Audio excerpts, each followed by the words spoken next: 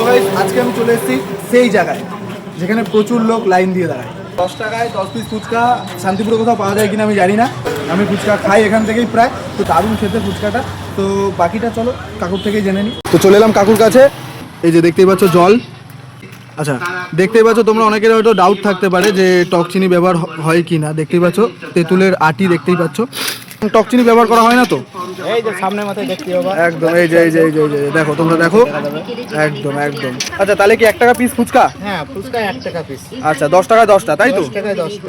আচ্ছা আচ্ছা, এই যে একজন ফুচকা খাচ্ছে, তো কেমন ফুচকাটা খেতে? আচ্ছা টেস্টি আছে। বন্ধু ফুচকা দেখতেই পাচ্ছ, এখানে কন্ট্যাক্ট নাম্বারও দেওয়া আছে। এই যে লেখাই আছে কিন্তু 1 টাকা পিস ফুচকা। প্রথম ফুচকাটা আমি খেয়ে দেখিয়ে দেবো যে মানে একসাথে খেতে হবে। একদম দুটো একসাথে খেতে বলেছে, ঠিক আছে। এটা হলো লাইসেন্সটা।